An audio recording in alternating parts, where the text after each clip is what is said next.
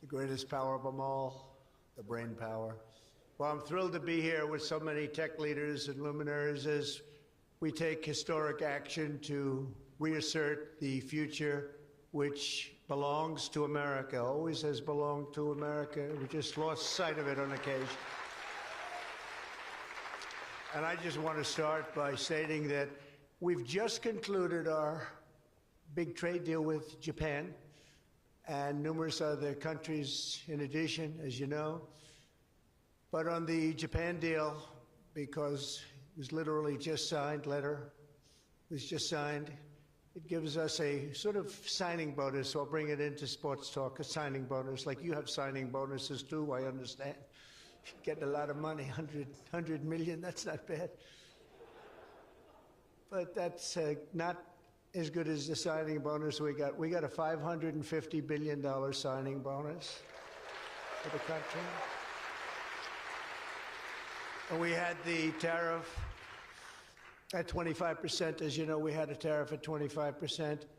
And these are great people that we negotiated with, but we agreed to reduce it to 15 based on the fact that Japan has agreed for the first time ever to open up its country to trade, so that all of our American businesses and business geniuses, including many in this room, can go out and do business openly and freely in Japan, a very rich and prosperous and profitable and wonderful country, frankly.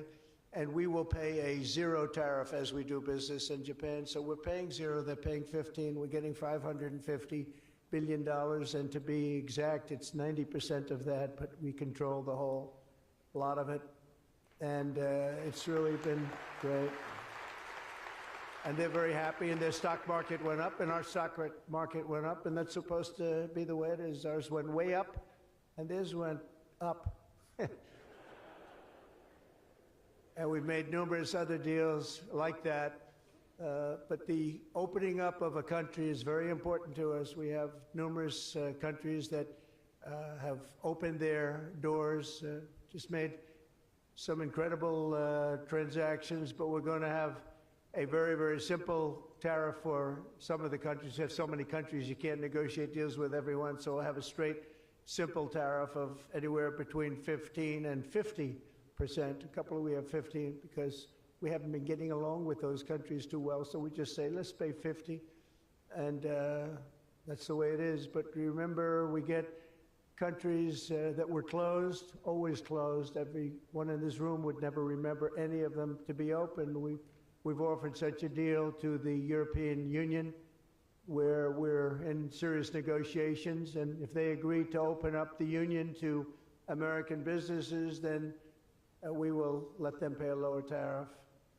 So the tariff is very important, but the opening of a country, I think, can be more important if our businesses do the job that they're supposed to be doing. Such openings are worthy of many points in tariffs, and they're a good thing, not only for, as an example, Japan or Europe, but certainly a great thing for America, because it allows our businesses to go out and fairly compete and do really well if they compete properly, like the people that I know. Everyone in this room practically I know has competed very successfully. I haven't seen any, and I know the losers just like I know the winners. I tell you, I don't see any of the losers here.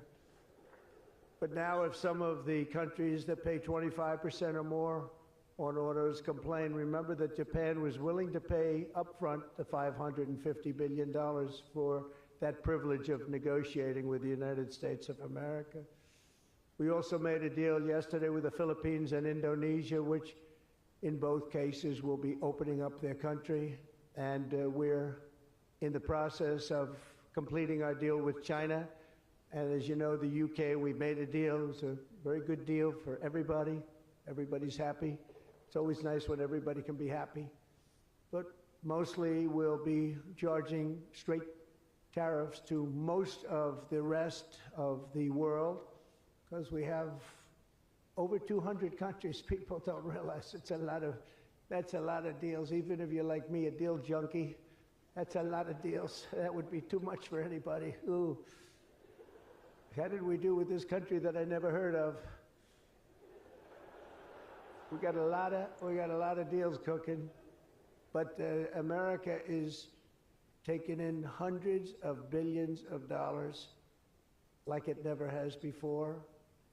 Investments into our country at the highest point ever in history, and we've just really been opened up for business for 3 of the 6 months.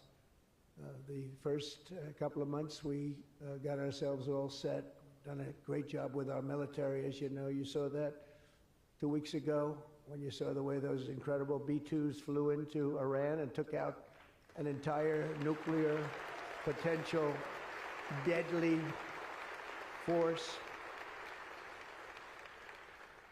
But I want to thank some of the incredible people that I see before me, including White House AI czar David Saxs. He's been great for organizing this very important summit, and especially for putting it in D.C., where it's a little bit easier. I don't know if it's easy for you, but it's a hell of a lot easier for me. Along with his colleagues at the All In podcast, which is very good. I did that podcast a year and a half ago, and I said, this is something, it was pretty new, pretty raw. Everybody I knew saw that podcast. I said, well, he's got something pretty good. Who is that guy? He's a smart guy, by the way. I think if I ever get in, which at the time people were saying I had a shot, not as good a shot as it turned out. We won in numbers that nobody believes. We won every swing state. We won by millions and millions of votes, winning the popular vote. We won with the districts, as they would call them, 2,750 to 505. And that's why the map is almost completely red, except for a couple of little blue areas on each side of it. But it was a great experience, frankly, for me, and hopefully it's a great experience and been a great experience for our country, because they're saying we had the greatest 6 months that a president has ever had, the opening 6 months.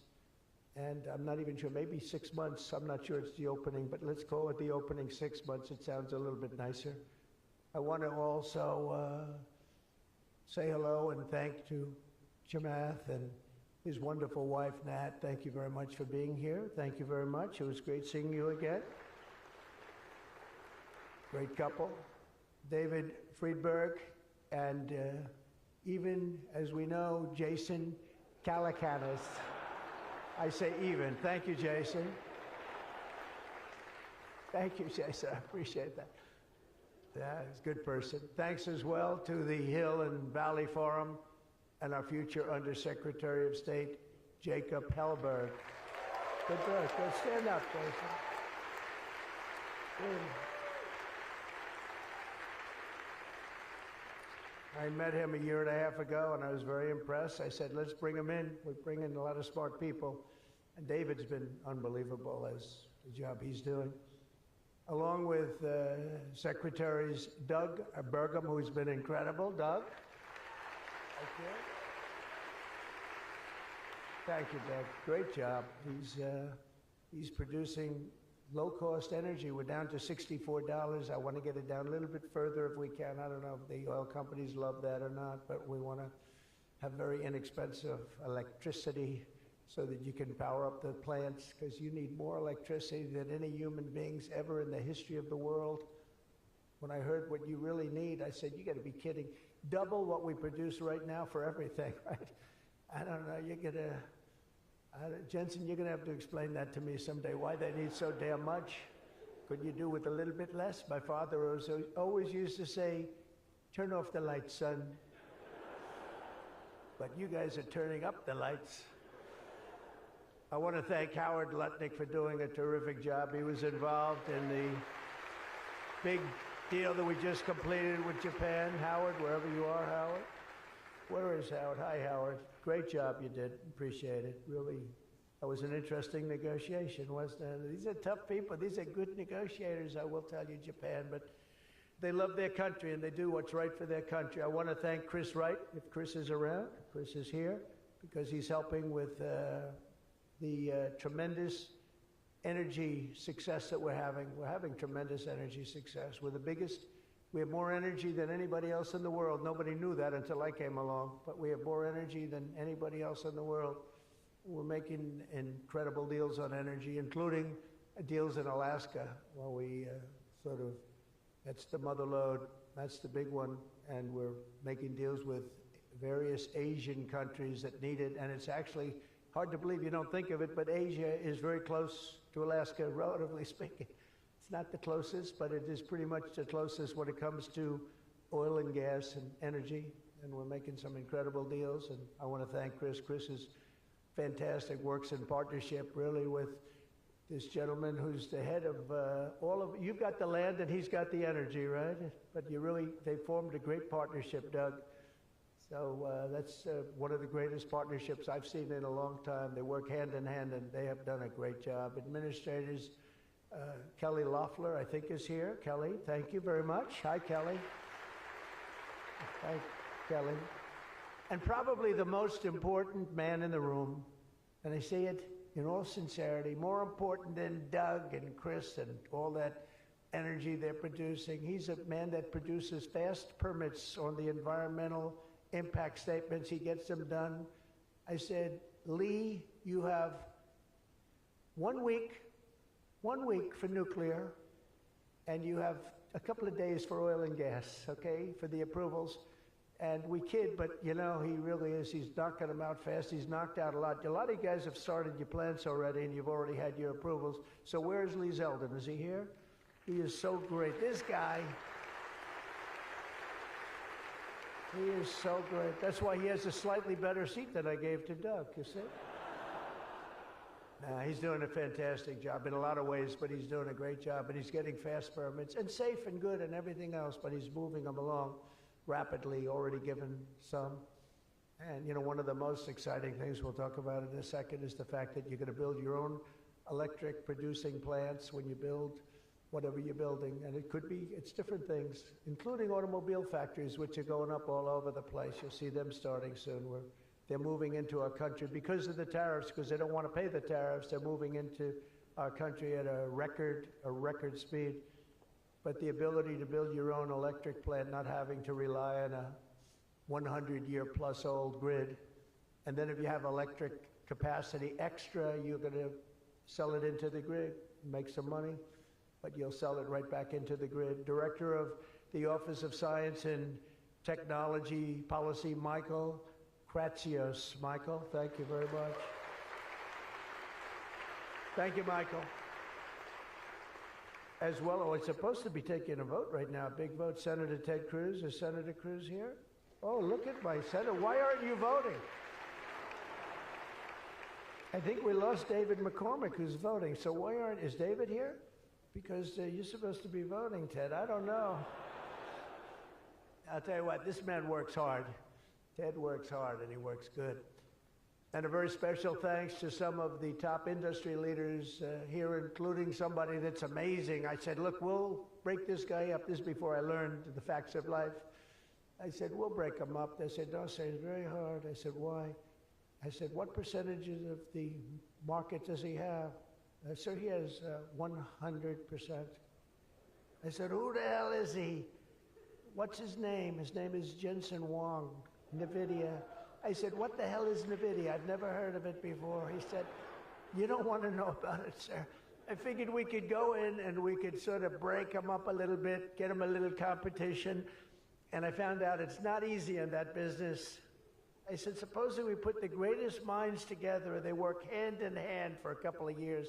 He said, no, it would take at least 10 years to catch him if he ran NVIDIA totally incompetently from now on. So I said, all right, let's go on to the next one. And then I got to know Jensen, and now I see why. Jensen, will you stand up? What a job. What a job you've done. Man. Great. He's a great guy, too. Lisa Sue of AMD. Lisa? Lisa? Thank you. Congratulations. Great job. Sham Sanikar of Palantir. We buy a lot of things from Palantir. Where are you? Are we paying our bills? I think so. We just made a deal with the European Union where they're going to pay the United States of America 100% of the cost of all military equipment. They're going to ship it to the European Union, and then they'll distribute it, and much of it will go to Ukraine. It's been a long time since you've heard those words, because we're in for $350 billion, but now we send it to Europe, and Europe pays, and they were great. We had a tremendous NATO meeting a few weeks ago, and it was pretty amazing, actually, what happened. They agreed to go from 2% to 5%, and they had 2% where they didn't pay. They have 5% where they've already paid. That's a big difference. That's trillions of dollars, actually, trillions. But they're going to spend that money in the United States with our defense companies, and we're going to send it to them, and they'll distribute the equipment that we send. So that's the way it should have been 3 years ago, frankly. And Jeff Sprecher, the other half of that incredible family, is he here? Is he here? He's a fantastic guy, international, intercontinental exchange, and he's been a friend of mine for a long time, the husband of Kelly, who's really doing a good job. You are really doing a good job. Small business, which is actually big business if you add it all up, right? Probably the biggest bank there is, but they call it small business, and she's done a fantastic job. Thanks, Kel. Say hello to Jeff. As we gather this afternoon, we're still in the earliest days of one of the most important technological revolutions in the history of the world. Around the globe, everyone is talking about artificial intelligence. I find that too. Artificial, I can't stand it. I don't even like the name. You know, I don't like anything that's artificial, so could we straighten that out, please? We should change the name. I actually mean that. I don't like the name artificial anything, because it's not artificial, it's genius. It's pure genius. And its potential to transform every type of human endeavor and domain of human knowledge, from medicine to manufacturing to warfare and national defense.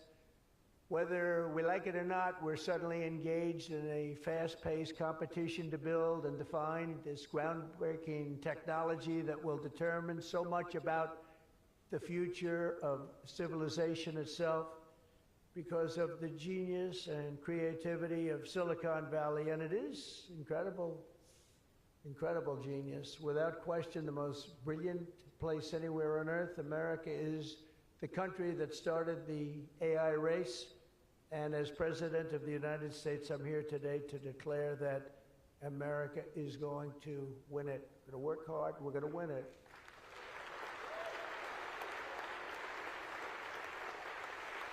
Because we will not allow any foreign nation to beat us. Our children will not live on a planet controlled by the algorithms, the adversaries advancing values and interests contrary to our own. We don't want to have contrary interests. We want to get along, and we'll get along with other countries. We're having a great relationship, as I told you, with those countries that we mentioned, with Japan and Indonesia and so many others.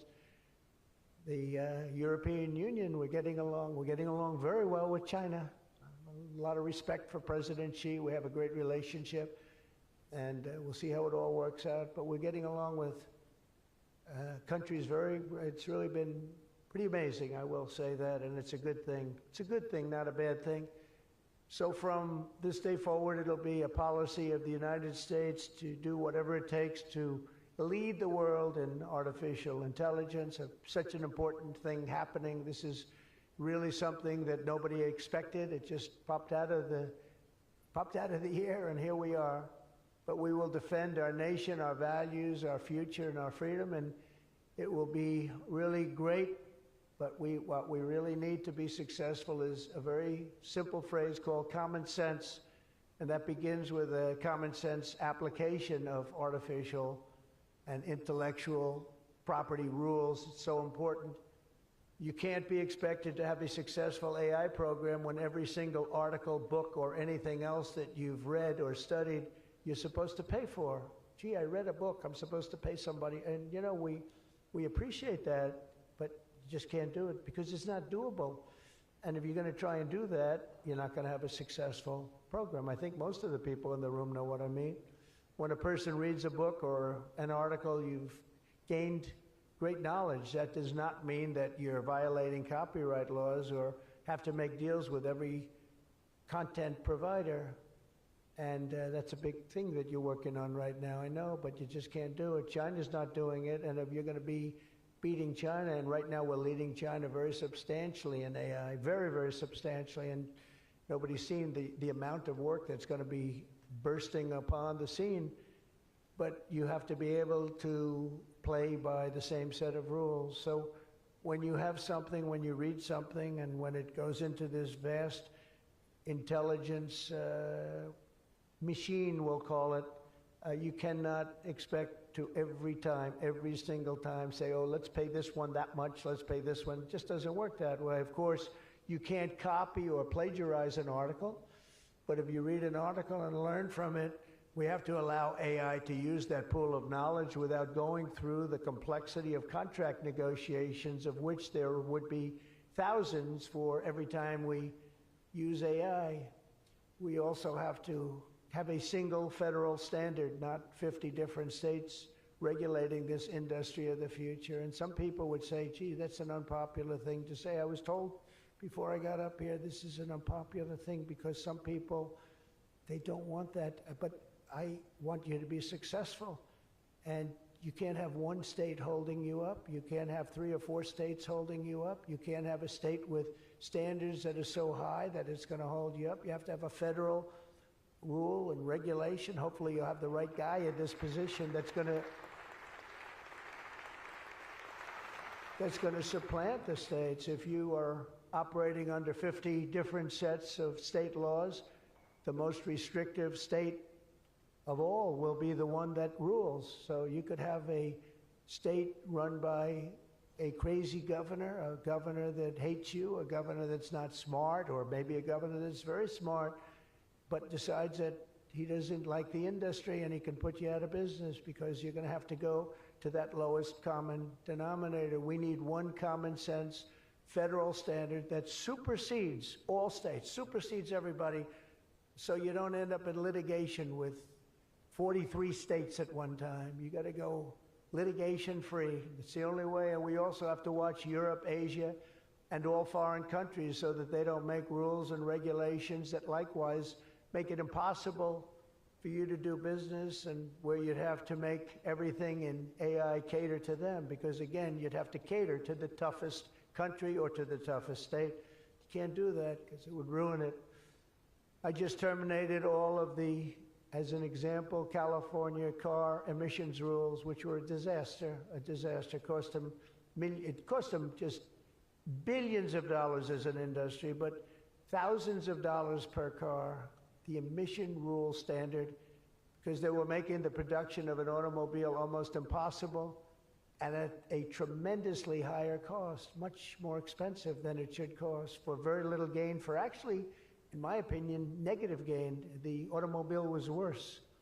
Under this administration, our innovation will be unmatched and our capabilities will be unrivaled. And with the help of many of the people in this room, America's ultimate triumph will be absolutely unstoppable. We will be unstoppable as a nation. Again, we're way ahead and we want to stay that way. We can't let individual smaller units stop it, because that's the only thing that can stop it and can really mess it up. As with any such breakthrough, this technology brings the potential for bad as well as for good, for peril as well as for progress. But the daunting power of AI is it's not going to be a reason for retreat from this new frontier. On the contrary, it is the more reason we must ensure it is pioneered first and best. We have to have the best, the first pioneer. We are the best and the first pioneers, and we're going to be really putting a nation that we love, America, we're going to be putting it first. I have an expression, America first, make America great again. A lot of great expressions, but they're all so true. To make America great again, we're going to make this industry absolutely the top, because right now it's a beautiful baby that's born. We have to grow that baby and let that baby thrive. We can't stop it. We can't stop it with politics. We can't stop it with foolish rules and even stupid rules. At the same time, we want to have rules, but they have to be smart. They have to be brilliant. They have to be more brilliant than even the technology itself. Surely there will be challenges on the path ahead, but together we will meet them, and transcend them all. We are Americans, and we are Americans first. I have a couple of people I know that don't happen to be from here, but I wish you a lot of luck anyway. I was looking at 3 people that are not Americans, but they're very good people. Please treat them nicely. But we do not shrink from the future or cower in the face of uncertainty. We dominate the future, we conquer new frontiers, and we control our own fate, and we determine by doing that our own destiny. Winning this competition will be a test of our capacities unlike anything since the dawn of the space age. I believe that. It's hard to believe as the president, the amount of enthusiasm for this one industry. I mean, I can talk about cars where we're doing incredibly well. We have car companies moving in all the time, but I talk about other industries. Everybody's saying this is going to dominate the world. It's going to dominate every industry that ever conceived. I don't know if that's true. I don't know if it's true, but I can tell you that a lot of very brilliant people think it is true. It'll dominate everything. It will challenge us to marshal all of our strength and flex the muscles of American ingenuity and resolve like probably never before. It will require us to blast through obsolete systems, cut through thickets of regulation. We've got to get rid of some of the regulation, but we want good regulation and rebuild the industrial bedrock of our country. And perhaps most importantly, winning the AI race will demand a new spirit of patriotism and national loyalty in Silicon Valley and long beyond Silicon Valley.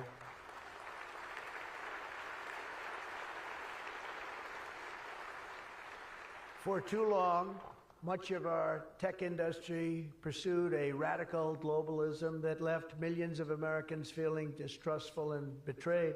And you know that. Everybody knows that. Everybody in this room certainly does. Many of our largest tech companies have reaped the blessings of American freedom while building their factories in China, hiring workers in India, and slashing profits in Ireland. You know that? All the while dismissing and even censoring their fellow citizens right here at home. Under President Trump, those days are over.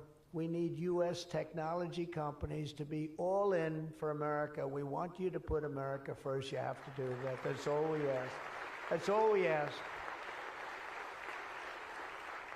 To partner with our tech geniuses in achieving this vision today, we're releasing the White House AI Action Plan. Big stuff. Signing it right after this. In fact, I see it sitting right there. Maybe I should just sign it right now. Who the hell has to make the rest of this speech, right? But here are the pillars of the strategy. First, my administration will use every tool at our disposal to ensure that the United States can build and maintain the largest, most powerful, and most advanced AI infrastructure anywhere on the planet. America needs new data centers, new semiconductor and chip manufacturing facilities, new power plants and transmission lines. And under my leadership, we're going to get that job done, and it's going to be done with certainty and with environmental protection and all of the things that we have to do to get it done properly. Virtually all of these large capital investments can be and should be made by the private sector. And they want to do that. They just want to be able to do it. But for that reason, America must once again be a country where innovators are rewarded with a green light, not strangled with red tape so they can't move, so they can't breathe, and that's not going to happen. You're going to see things that you've never seen in this country before. So often, and I've been watching for many years, I've watched regulation. I've been a victim of regulation. A zone change that takes 6 years for a building in Manhattan or whatever, but I was good at zone changes, but it took a long time. By the time you got the zoning, the market changed. You didn't want to build the building. You say, well, but in some cases that made you lucky, didn't it? Huh? In some, not too many people understand that in this room, but in some cases, waiting for that approval as the market collapsed was a good thing, not a bad thing. But it's time to reclaim our heritage as a nation of builders, and that's why, upon taking office, I signed a historic executive order directing that every one, and this is so important, for every new regulation, 10 old regulations must be immediately eliminated.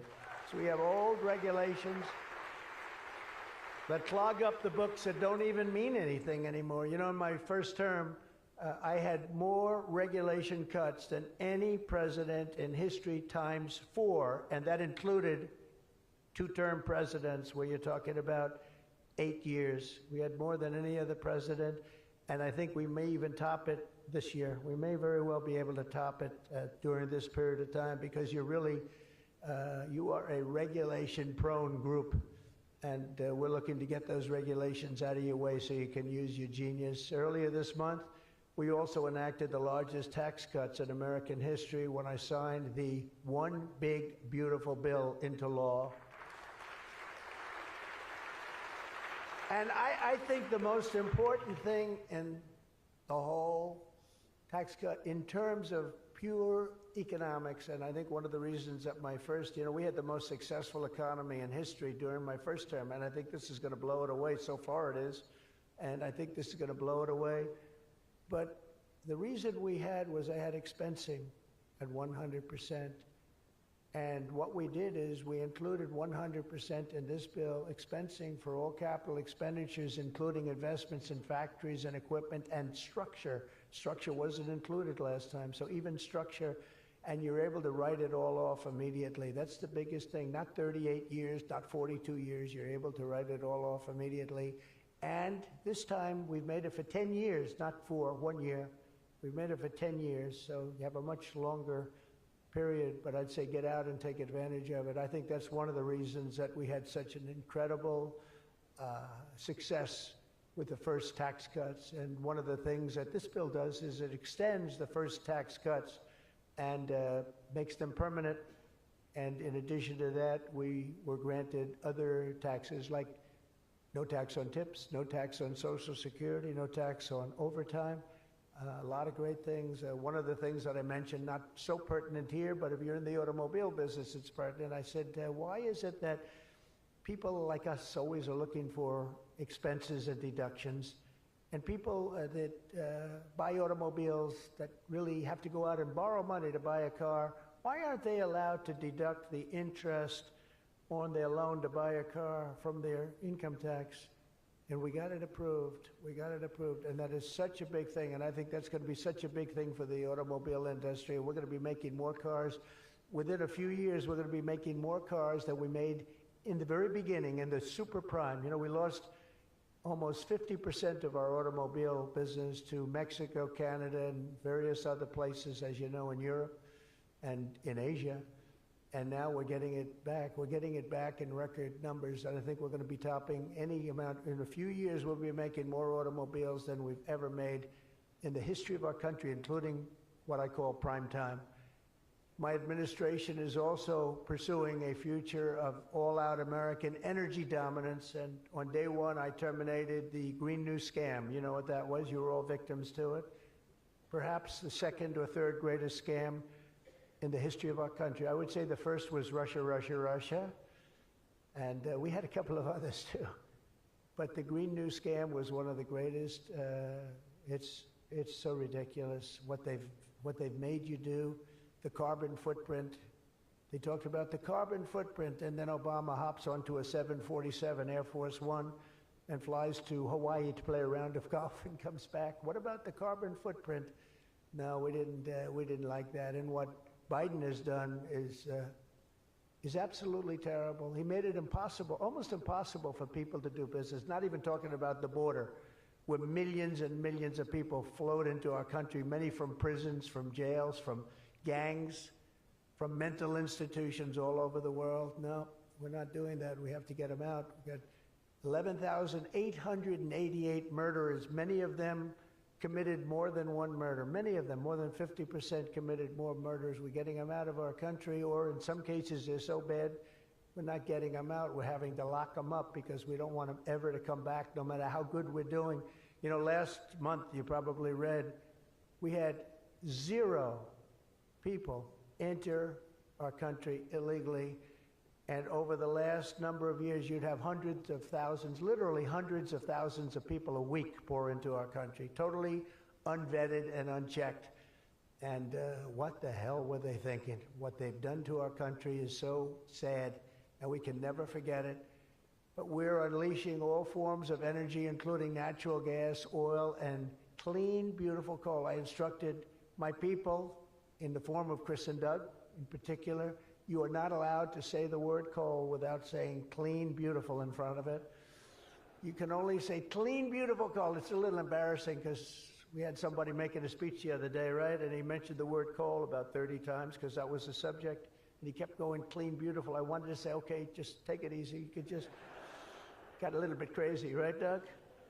But it's, you know, China's using it. They're building now 57 big power plants, all fueled by coal.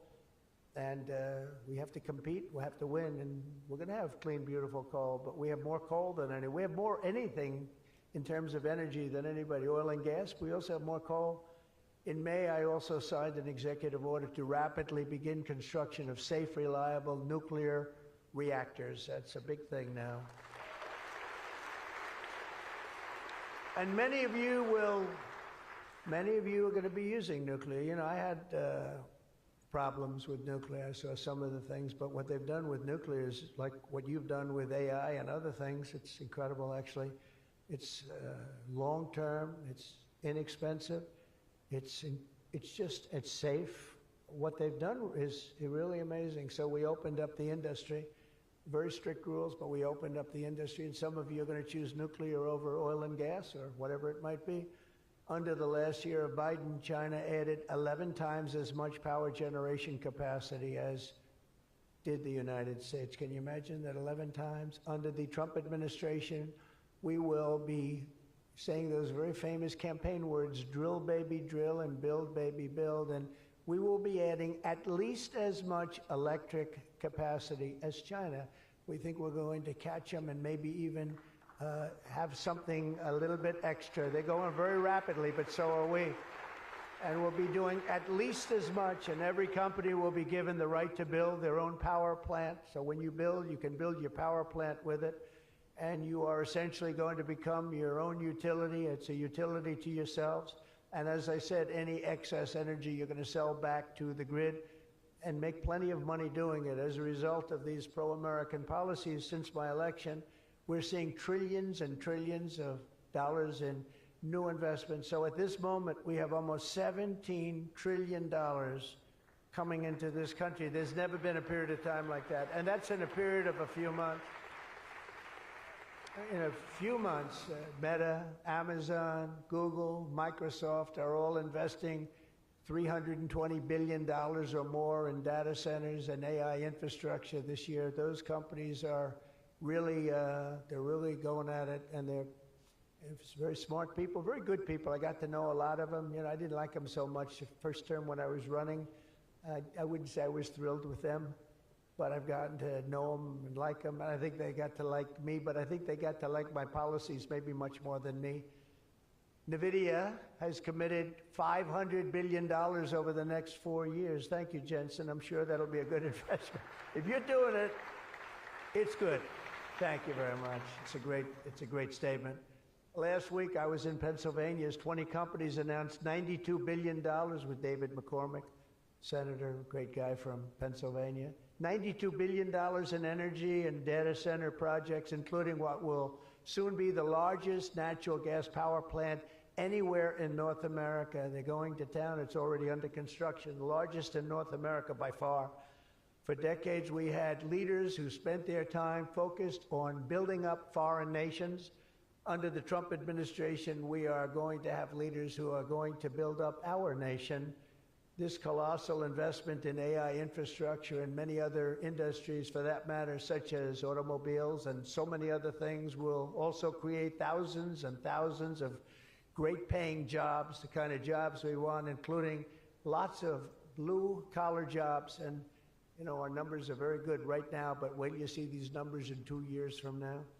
It will mean higher wages and more opportunity for millions of energy workers, HVAC technicians, engineers, electricians, and the hardworking citizens who make our country run. These are great people that make our country actually run. To ensure America maintains the world-class infrastructure we need to win today, I will sign a sweeping executive order to fast-track federal permitting, streamline reviews, and do everything possible to expedite construction of all major AI infrastructure projects. And this will be done. You will get so good a service in so many ways, not only from Lee with the environment, but you need many other types of permits, and you're going to go so fast. You're going to say, well, wait a minute, this is too fast. I didn't expect to go this quickly. This is a problem. I may cause a problem in opposite, but including factories, data centers, and power plants of all kinds, the United States will have total industrial and technological supremacy. The second pillar of our action plan for AI dominance is to get the entire world running on the backbone of American technology, and I think that's very much happening right now, and I think it's going to happen. The last administration was obsessed with imposing restrictions on AI, including extreme restrictions on its exports. As you know, they made it very difficult to export. This alienated American partners and drove even our friends into the arms of China and other countries. That's why upon taking office, I repealed the so-called Biden diffusion rule. Can you imagine that? That crippled American AI exports, the Biden diffusion rule. I wonder who came up with that name, because he has no idea what it is. He had no idea what it was. He came up with a rule. I wonder who drew that one. I wonder, was that signed by the Autopen, I think, because they went to him and said, we're going to do a diffusion rule. Mr. President, what? What? It's okay, the Autopen will take care of it.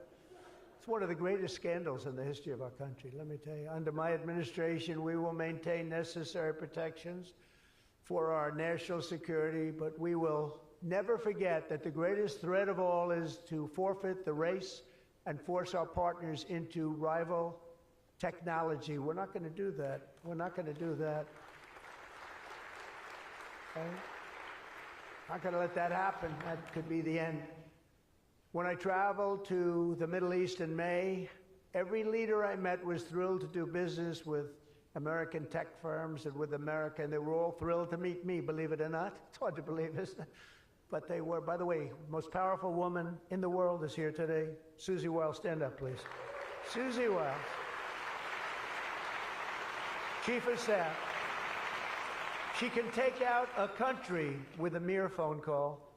No, they just voted her the most powerful woman anywhere in the world. She might be the most powerful person in the world, I think. But she's done a fantastic, hasn't she done a good job, though, huh? Good. But we're going to come home with trillions and trillions of dollars in deals, and that's the way it is. But the King of Saudi Arabia, I met three great leaders. I went to three countries predominantly. King of Saudi Arabia said, and I can say that Qatar and UAE, the leaders, brilliant guys, great people, they said the same thing. They said, you know what, that 1 year ago, your country was dead. It was a dead country. They were looking at China, they were looking at other places, but you had a dead country. And today, Mr. President, you have the hottest country anywhere in the world. They said that, and they meant it so strongly.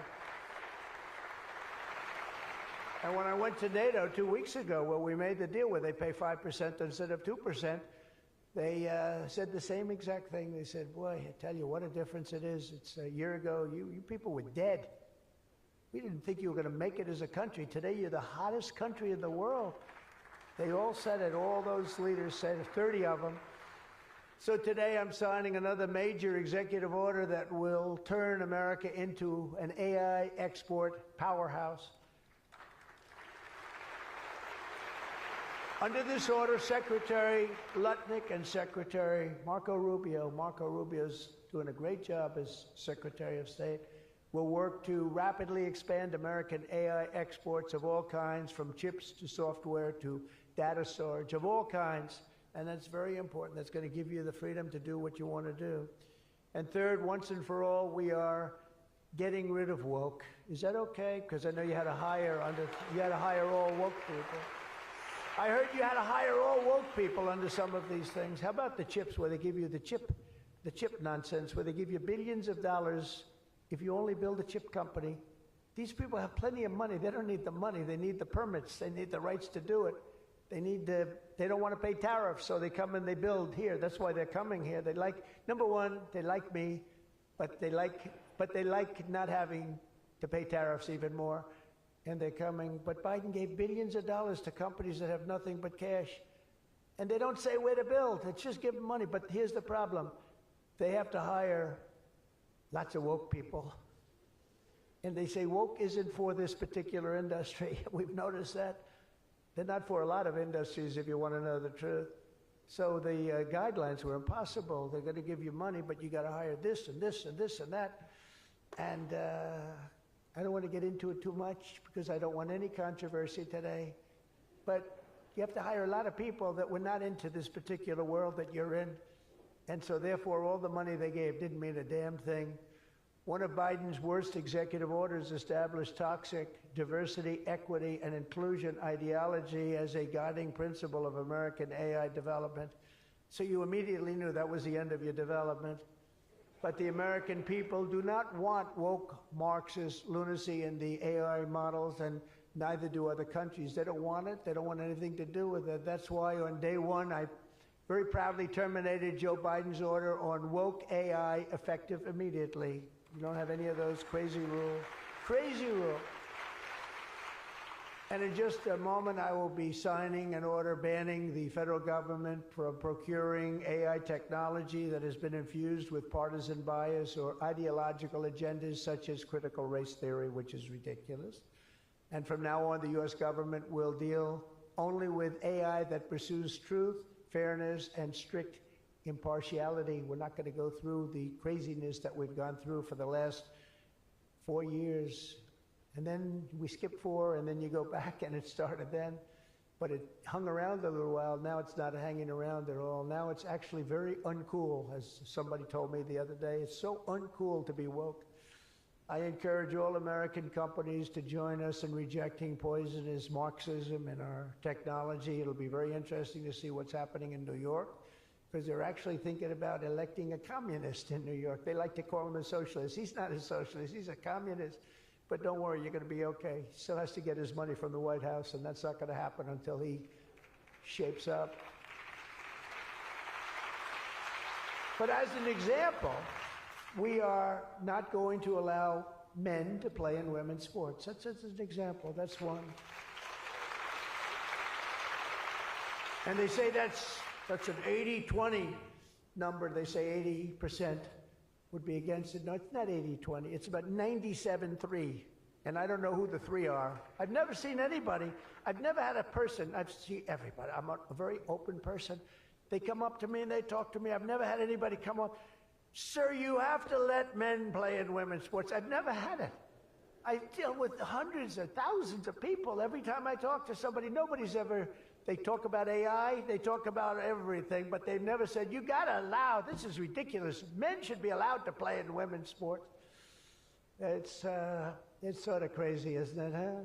You have to see, did you see the race? It was a race, a long distance marathon, one of those all-day deals, and we had one of the great female runners, and we had one of the great male runners, and at the end of the day, he won the race by 5 hours and 14 seconds.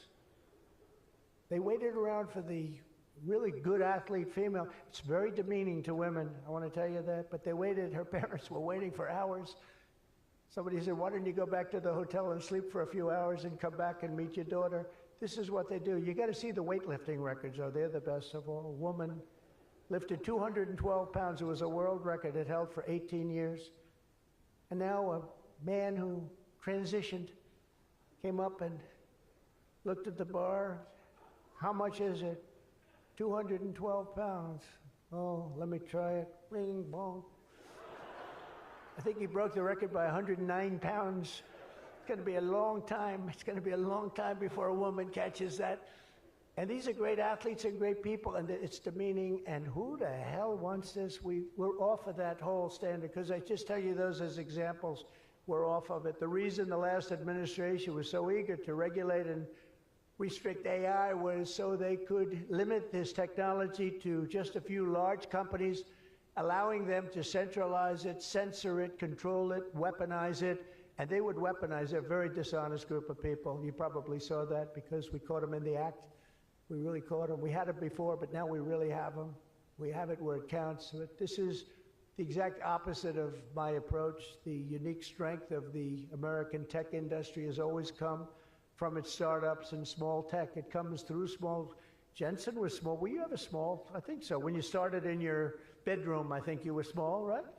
He started as very small, and now he's really become very amazing. If you regulate them too much, you kill the source of American genius and technological power. I believe that. Joe Biden had a plan to lose the AI race. I think he wanted to lose it because his plan would never have worked. It would have never been successful. You would have spent a lot of money and you wouldn't have been able to win. They didn't allow you to win, but we have a plan which only admires and respects the winners. Every citizen should take incredible pride in the inspiring feats of American innovators who are pushing the bounds of human knowledge and achievement. The people of OpenAI, Google, Meta, and countless startups are proving once again that America is impossible. You are just impossible to beat. You're not going to be beaten. We're not going to let that happen. When you do your best, when you work your hardest, and when you're allowed to be free of horrible, foolish regulation. And you're going to have regulation, but it's going to be sensible, smart regulation. There's nobody who's going to beat you. As we push even further into this exciting frontier, let us never forget that all of this prosperity and progress has come from the culture of freedom and hard work, merit, ambition, and risk-taking passed down from one generation of Americans to the next. Silicon Valley rose to wealth, fame, and glory by exemplifying these values, and it will win this race not by rejecting them, but by embracing them like they have never been embraced before. We must put America first. This is a nation that invented the light bulb, the telegraph, the television, the telephone, the computer chip, the smartphone, the GPS, the integrated circuit, and even the internet. Basically, we invented everything. What is left? We invented everything. And now it's AI. We invented everything. Does anyone have anything else to say? And now we're going to take it to a new level. But Americans were the first to fly a plane, first to harness the atom, and first to plant our flag on the moon. We mastered the industrial age. We created the digital age. And now we are leading the world into the golden age, indeed, the golden age of America. With your help, that golden age will be built by American workers. It will be powered by American energy. It will be run on American technology, improved by American artificial intelligence, and it will make America richer, stronger, greater, freer, and more powerful than ever before. And I will now do my share by going and signing a name without an auto pen. I will sign it. If we had one, I wouldn't use it anyway. But we will sign it auto pen free, and we will say, Donald J. Trump, God bless America, and God bless you, and good luck, because the race has just begun, and you're going to win it. Thank you very much, everybody.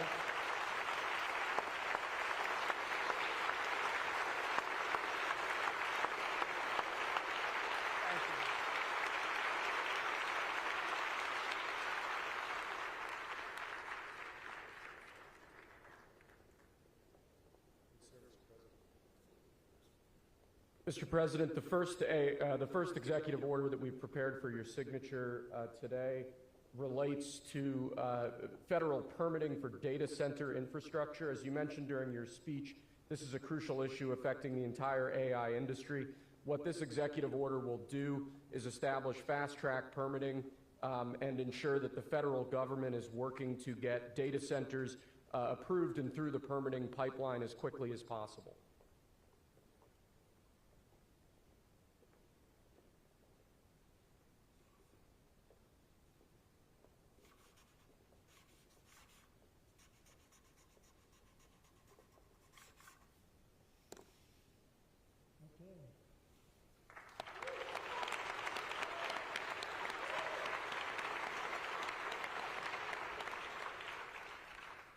As you said before, sir, it's absolutely essential that American AI models and the American AI industry dominates the future of this industry around the world. What this next executive order will do is promote, through various instrumentalities of the federal government, the export abroad of American AI models to ensure American AI dominance in the future.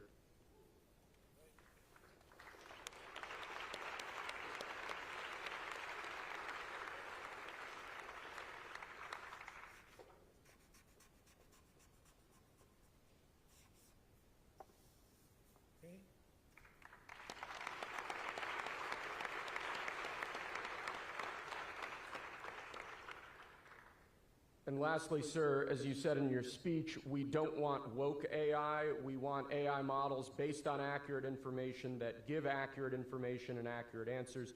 This executive order will ensure that when the federal government procures or promotes different AI models, that those AI models are ideologically neutral, that they don't embrace wokeism and critical race theory and all of these terrible theories that have done so much damage to our country.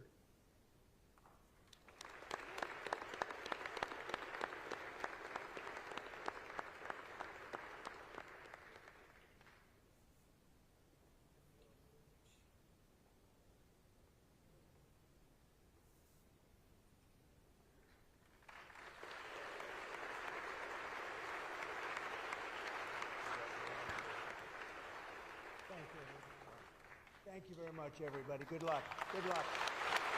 Thank you.